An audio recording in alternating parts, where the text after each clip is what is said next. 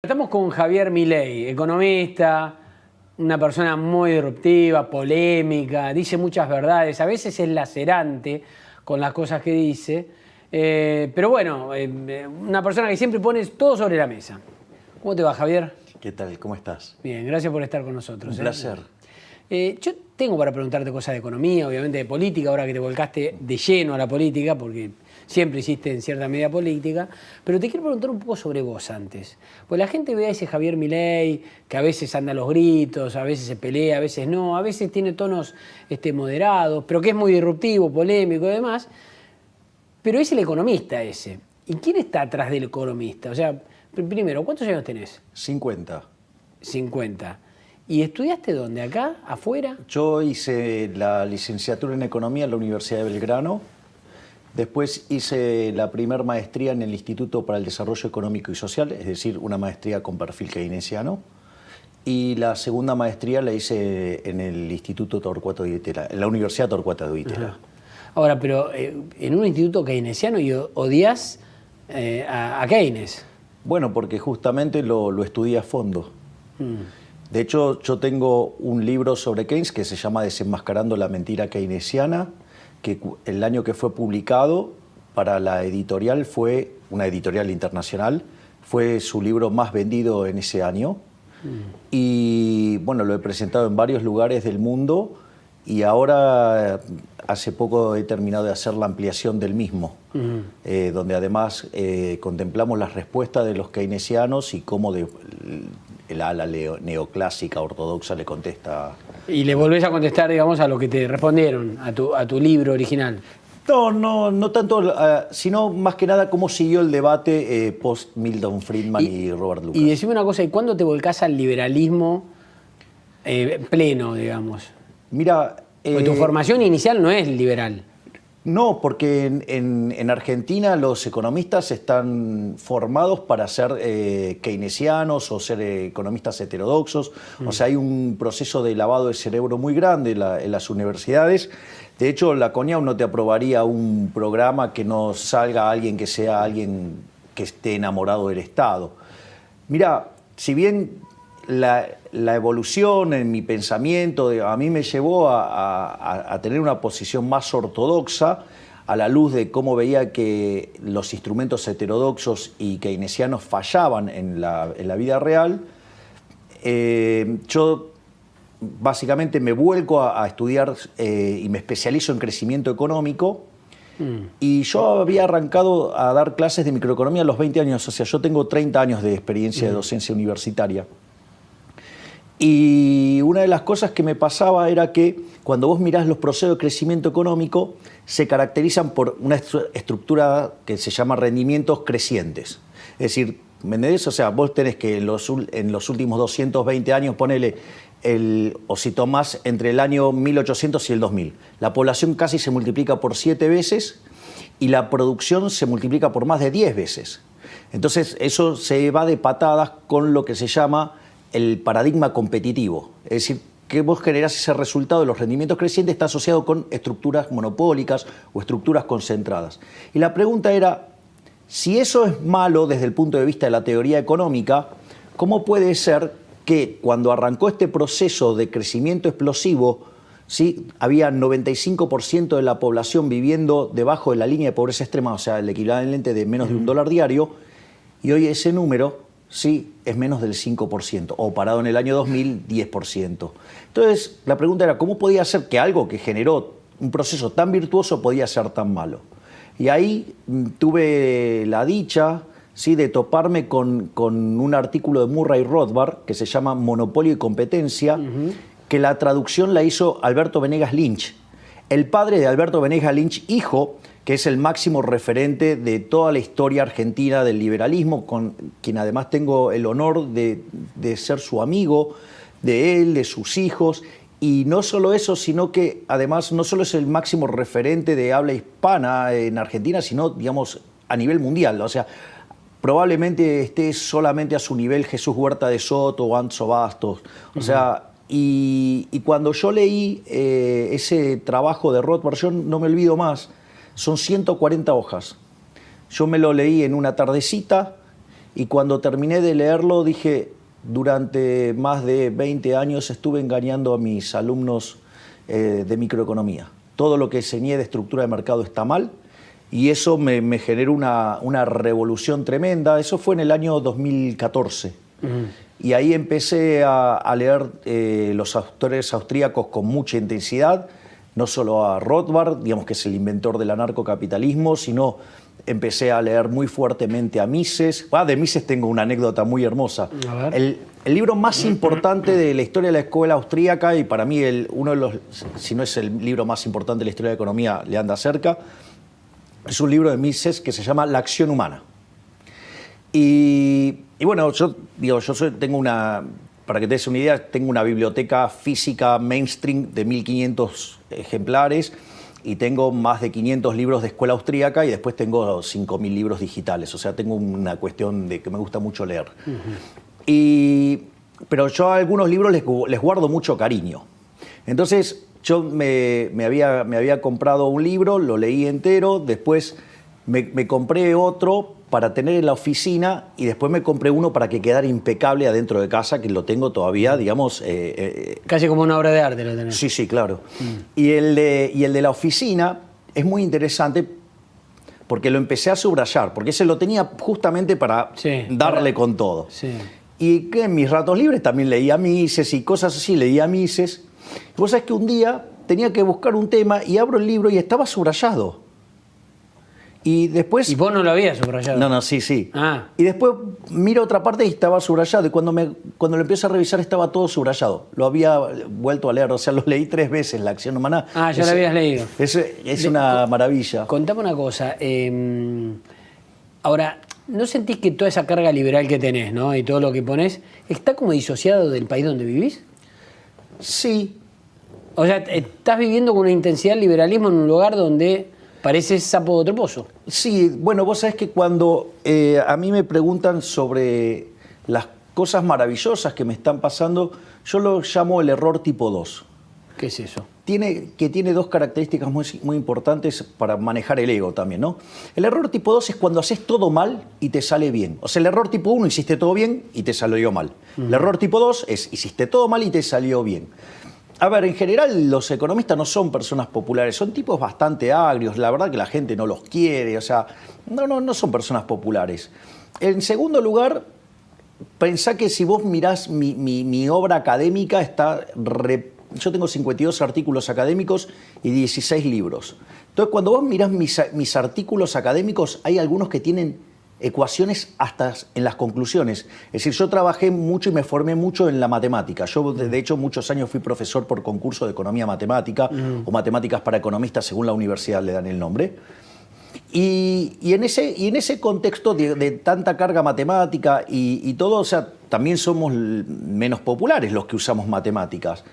Y además, o sea, como yo soy especialista en crecimiento, también es bastante controvertido porque, digamos, los argentinos estamos enfermos de corto plazo y como si fuera poco, soy liberal en un país de zurdos. O sea, la verdad es que la gente debería odiarme, ¿sí? Porque, digo, represento todo lo que rechazan sistemáticamente y, sin embargo, gracias a Dios la gente tiene un feeling conmigo fenomenal, cosa que lo estoy experimentando, si bien yo lo venía experimentando muy fuertemente. ¿Más los jóvenes, más los hombres, más las mujeres?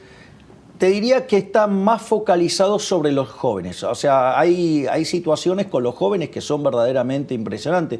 Pensá que cuando hice el festejo de mis 50 años lo hice en la Plaza Holanda y había cerca de 5.000 personas y después para hacer las selfies la cola llegaba hasta el puente de Juan B. Justo, o sea, que dicho sea de paso, la Plaza Holanda queda en Libertador y Oro.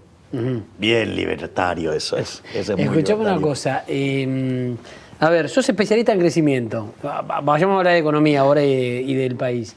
La Argentina se derrumbó. Este año se derrumbó, cayó el 19%, el último mes el 10%, el trimestre anterior el 19%, el último trimestre el 10%. ¿Qué ves para el año que viene si además no se empieza a recuperar la economía porque no llega la vacuna? Yo, digamos, si me lo permitís, iría un poquitito para atrás. A ver. Argentina, por negligencia de este gobierno, está teniendo el peor año de su historia económica. Y quiero señalar esto porque esto es grave. Argentina está gobernada por un gobierno genocida. Argentina no solo que está sufriendo la peor crisis económica de su historia social, sino que la crisis sanitaria. Es falso que los problemas de Argentina son los de la pandemia. ¿Por qué? Porque mientras que el mundo está cayendo entre 3 y 4%, Argentina va a estar cayendo entre 11 y 12%. O sea, está cayendo el triple Argentina que el resto del mundo. Punto 1. Punto 2. En todo el mundo hubo aumentos del desempleo, pero el desempleo después bajó rápidamente. La tasa de desempleo bien medida en Argentina es 29%. Argentina tiene ya cerca de 50% de pobres. Tiene más de 10% de indigentes, aún siendo el país de los alimentos. Es decir, Argentina produciendo alimentos para 400 millones de seres humanos. Argentina teniendo en el campo una presión del 60% en el fiscal, en el campo, con lo cual se está llevando el alimento de 240 millones de seres humanos. ¿Y cómo puede ser que en Argentina 4,5 millones no tengan para comer? No solo eso, sino que además hemos hecho todo mal en materia sanitaria, y esto es lo que configura a este gobierno como un gobierno genocida. Si nosotros hubiéramos hecho en el tratamiento de la pandemia lo mismo que hizo el resto del mundo en promedio, es decir, que hubiéramos sido un país mediocre, Argentina tendría que tener 9.500 muertos por COVID. Argentina tiene 41.500 muertos por COVID. Es decir, que este gobierno es responsable del asesinato de 32.000 personas por mala gestión, y eso incumbe al presidente Alberto Fernández, incluye a Ginés González García, incluye, digamos, al señor Pedro Can, a su hijita, al señor Luis Cámara y Eduardo López, entre otros, que además se dedicaron a sembrar el terror en la población, ¿sí? Que acusaron de estar a favor de la muerte de aquellos que nos oponíamos a este delirio de cuarentena cavernícola. ¿Y sabes qué es lo más grave? ¿Por qué pasó todo esto? Porque en realidad, ¿cómo se combate una pandemia, una epidemia en el mundo? Se lo hace mediante un método que se llama SIR, que quiere decir susceptibles, infectados y removidos, y la clave central por parte del sector público tiene que ver, cuando vos tenés estado de bienestar y se ocupa de la salud, es hacer testeos masivos. Pero, ¿qué pasa? Nosotros teníamos que importar los test, y como eso implica licitaciones internacionales y son transparentes, no podían robar con eso. Por lo tanto, con tal de no dejar de robar, les importó nada que se murieran 41.500 personas. Te voy a hacer abogado del diablo. Ahí, en el final, ¿no lo estás simplificando? No. Que solo porque no quisieron robar, porque las licitaciones no te lo permitían, no compraron y no testearon. O puede ser porque son malos gestionando, son malos. O sea que en eso hasta podés coincidir con Cristina, que los funcionarios que no funcionan. Bueno, yo digamos, puede ser que sean malos, pero me parece que tiene que ver, si a vos tenés que la pandemia viene con 4 meses de rezago. ¿Por qué no copiaste lo que estaban haciendo los que les fue bien? Sí, el diario del lunes, digamos. Teníamos el diario del lunes. Pero peor teníamos. Bueno, pero ahora también tenemos el diario del lunes de la segunda ola y parece que no estamos aprendiendo, porque la vacuna no llega, por ejemplo. Bueno, porque de nuevo, digo, el problema es esta gente prioriza robar sobre la salud de las personas. Bueno, vos sabés que ahí hay una sospecha importante sobre lo de Pfizer, ¿no? De que pidieron coima. No lo digo yo, lo dijeron dirigentes de Juntos por el Cambio. Bueno, a mí no me extrañaría nada. A ver, ¿qué es lo que te rompe los ojos? Cuando aparece este problema de la necesidad de los testeos, el propio gobierno de Chile nos ofrece hacer una compra conjunta para que nos salga más barato. Y sin embargo, lo rechazaron. ¿Me entendés? ¿Por qué? Porque de esa manera no les gustaba esa estrategia, porque no les permitía robar. Metete un poco en la economía, después hablamos de política, porque me gustaría saber cuál es el objetivo dentro de la política. Estás en el movimiento ahora con Esper, con Rosales y demás, con esa parte del liberalismo. Pero en economía, concretamente, ¿qué ves? ¿Qué nos espera? Mira, una de las cosas... Si seguimos haciendo lo que están haciendo, ¿no? Bueno, si seguimos haciendo lo que estamos haciendo, y esto lo voy a parafrasear al profe Espert, en menos de 50 años nos vamos a convertir en la villa miseria más grande del mundo. Es decir, si Argentina no cambia en serio de una vez y deja el socialismo, de distintos matices para abrazar nuevamente las ideas de la libertad, lo único que nos queda por delante es ser cada vez más pobres. Yo no conozco ningún país socialista que haya funcionado. Todos funcionaron mal. Todos fracasaron. Fue un fracaso en lo económico, en lo social, en lo cultural y además asesinaron a 150 millones de seres humanos. El caso más emblemático lo tenés con Venezuela. De ser uno de los países más ricos de la región, digo, hoy el 96% de los venezolanos son pobres y el 80% son directamente viven en condiciones de pobreza extrema. O sea, digo, ese modelo me parece que no es un modelo deseable. Decime una cosa, ¿pensaste en irte del país vos? No. No, porque a mí me gustan las peleas difíciles. O sea, digo, para pelear con un insignificante, ¿no? Digamos, o sea, ¿cuál es la gracia? Digo, ir a pelear por la ciudad de la libertad, digo, en Suiza sería bastante fácil. No, pero por ahí no es ir a pelearlas, es ir a disfrutarlas, que tanto te llenan, digo. Bueno, no, pero a mí lo que me divierte es la batalla. Es decir, me parece que es un desafío interesante dar la pelea en Argentina, un país que después de abrazar las ideas de la libertad en 1860, en 35 años, de ser un país de bárbaros pasamos a ser el país más rico del mundo. Después empezamos a abrazar dosis crecientes del socialismo, entramos a la pandemia 70, hoy oscilamos entre el 100 y el 120. ¿Ok? Entonces estamos frente a un proceso de decadencia impresionante. Bueno, digo, me parece que es una batalla que vale la pena dar. O sea, digo, pero a mí me divierte eso. Antes de ir de lleno a la política, sigo con la economía. Y para el año que viene, no te vayas 50 años... la mayor villa miseria si sigue haciendo, no, tanto tiempo no. El año que viene, ¿qué ves? ¿Más caída, más desocupación, posibilidad de rebote? A ver, el tema es el siguiente, la caída ha sido muy abrupta y todo el mundo está haciendo recuperaciones en B. Esto es muy interesante porque eso fue lo que me llevó a mí a escribir Pandenomics, porque todo el mundo hablaba con forma de U, con forma de L, los socialistas, digo, con CICE a la cabeza, pronosticaban el fin del capitalismo y sin embargo tal como yo había anticipado, hubo una recuperación en B. La diferencia es que la recuperación en B que hace todo el mundo es distinto. Aquellos países que son más libres, que tienen mercados más flexibles, esa recuperación no solo que cayeron menos, sino que recuperaron mucho más rápido. Ahora, en el caso argentino, hay una recuperación en B, pero le amputamos parte del brazo derecho. Bueno, no debería ser de extrañar, digamos, en un gobierno de izquierda como el actual. Pero, ¿qué es lo interesante? Lo interesante es por qué hicimos esto. Porque al haber hecho la cuarentena más larga y más profunda del mundo, a la cual yo definí originalmente como cuarentena cavernícola, ¿cuál es el problema? El problema es que en el medio vos mataste a más de 20.000 empresas, destrozaste, eliminaste 4 millones de puestos de trabajo. Entonces, Argentina puede llegar a rebotar, ¿sí? Pero aún ese rebote, ¿cuál es el problema? Y el problema es que dañaste el sistema productivo y al dañar el sistema productivo nunca vas a poder recuperar los niveles que rebotar tanto porque no tenés sistema. Exactamente. Sí, que además eso se agrava con el hecho de que Argentina ya no crecía desde el año 2011, que Argentina además estuvo comiendo el capital sistemáticamente, que por ejemplo los niveles de inversión hoy en Argentina están en el orden del 10% del PBI o menos.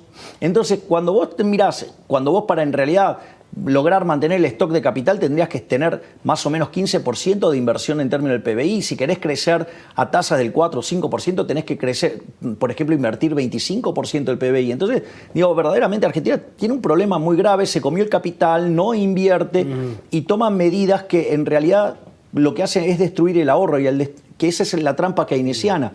Creen que de esto se sale con, básicamente, estimular el consumo con emisión monetaria. Esa receta Argentina la aprobó y es la receta que nos hundió. De acá se sale laburando, se sale, digamos, ahorrando e invirtiendo. Y para ahorrar y para invertir tenés que respetar los derechos de propiedad. Y justamente este gobierno lo que no quiere hacer es esto. Contame una cosa, y en política te metés seriamente a trabajar con, digo, seriamente, supongo que lo vas a hacer seriamente, pero digamos, con una perspectiva de llegar a algo de verdad. Pero claro, obvio, digamos, nunca en mi vida hice algo ni siquiera para salir segundo. Así que, y ahora, a ver, van a preparar todo para presentarse a las legislativas. Exactamente. En mi caso, soy candidato a diputado nacional por la capital federal. José Luis lo va a estar haciendo por la provincia de Buenos Aires. y probablemente Luis Rosales lo esté haciendo por Mendoza o quizás vaya como legislador porteño. Estamos evaluando internamente cuál sería la mejor estrategia y claramente sí, quiero entrar al sistema porque, a ver, vos tenés tres formas de cambiar esto. Una es el método Hayek, que es la batalla cultural. Desde mi punto de vista, la batalla cultural en Argentina no funciona. No funciona porque si yo miro la explosión de liberalismo que hubo sobre finales de los 80 e inicio de los 90, muchas de esas personas que, digamos, o sea, tenían la misión de llevarle liberalismo a la gente, solo han logrado hacer que la gente odie el liberalismo, han logrado que ser liberal constituyera un factor de vergüenza, y, digamos, las reuniones de liberales eran reuniones que en un ascensor quedaba grande. Es decir, que es además una generación muy crítica hacia las nuevas generaciones. Afortunadamente, un conjunto de liberales, o sea, de la nueva generación, estamos haciendo un trabajo por tratar de revertir eso, pero claramente ese mecanismo no ha funcionado en Argentina, claramente no está trabajando bien. La otra es la vía revolucionaria. Yo, digamos, o sea, yo soy liberal libertario, filosóficamente soy anarcocapitalista y en el corto plazo, en la vía real, soy minarquista. Pero, ¿cuál es el punto? El punto radica, entonces, ¿qué voy a ir? ¿Por la solución revolucionaria? Yo no creo, digamos, en las soluciones violentas. Yo no creo en el uso de la sangre. Y además tampoco, digamos, sería una estrategia inteligente, porque el monopolio de las armas las tiene el Estado. Así que tratar de hacer una solución de ese tipo creo que nos iría bastante mal. Y la tercera es entrar en el sistema. Meterte en el sistema y dinamitarlo desde adentro. Y eso lo vas a intentar. Eso es lo que voy a hacer. O sea, es lo que voy a... ¿Te sentís confiado que vas a ser diputado? Bueno, si la gente me acompaña, digamos, yo voy a hacer cosas que van a dejar en evidencia que este es un sistema corrupto que lo único que favorece es a los políticos y va en contra de los seres humanos. Porque el punto, ¿cuál es? El punto es, mira, para salir de esto es muy fácil, se conoce, la receta para crecer se conoce, las ideas de la libertad se conoce, están todos los elementos como para que uno pueda salir de esta miseria. Ahora, ¿por qué no se hace? Y porque en realidad abrazar las ideas de la libertad va en contra de los políticos. Y los políticos no solo que tienen el monopolio de la violencia, sino que tampoco van a hacer cosas que van en contra de sus intereses. La única forma que vos tenés es meterte adentro y romper el sistema desde adentro. Y obviamente que vos podés romper el sistema desde adentro con acciones. Es decir, porque puede ser que yo vaya a una votación y no gane. ¿Me entendés? O sea, ¿por qué? Porque en lo que es la Cámara de Diputados, o sea, yo, digamos, suelo decir, mira, antes de subir los impuestos me corto un brazo. Sí. Es cierto. Hubo un dirigente que en un lugar se me rió en la cara diciendo, bueno, pero sos uno dentro de 257. O sea, sí, ¿no? Digamos, en un determinado programa. Ok, es cierto. Pero ¿sabes qué? Cuando yo salga de ahí voy a decir, mira, acá todos estos votaron en reventarte el bolsillo. Yo voté en contra de que te suban los impuestos. Es decir, yo jamás voy a aceptar cosas que vaya a hacer una suba de impuestos, jamás voy a aceptar ir contra el derecho de propiedad, jamás voy a aceptar ir contra las libertades individuales. Bueno, eso es un punto de arranque. Y además voy a ir ad honorem. ¿No vas a cobrar? No. Bueno. No, ¿vos sabés por qué se llama? Digo, porque criticás mucho permanentemente. Bueno, ¿vos sabés por qué se llama el Congreso Honorable Congreso de la Nación Argentina? Porque originalmente era ad honorem. No cobraban. Yo no voy a cobrar, yo voy a renunciar a mi dieta. Y si no me dejan hacerlo, por las disposiciones que hay dentro del Congreso, ¿sabes qué voy a hacer? Voy a mandar un proyecto. ¿Para qué? Para que pueda renunciar a la dieta. Y si no me lo permiten hacer y pierdo, voy a mostrarle a la sociedad quiénes son los legisladores que están en contra del pueblo. ¿Sí? Porque, ¿sabes qué es lo interesante? Porque todos hablan de empoderar, empoderar, empoderar, empoderar. Yo verdaderamente quiero empoderar al pueblo. Entonces, ¿sabes lo que quiero buscar? Es tomar el poder para devolvérselo a la gente, no tomar el poder para esclavizar a la gente, que es lo que ha hecho la corporación política en los últimos 100 años. Javier Milei, gracias por la charla. Gracias a vos. No solo somos superiores en lo productivo, no solo hemos sacado millones de personas de la pobreza, no solo es el único sistema que es justo, sino que además somos estéticamente superiores. ¡Viva la libertad, carajo!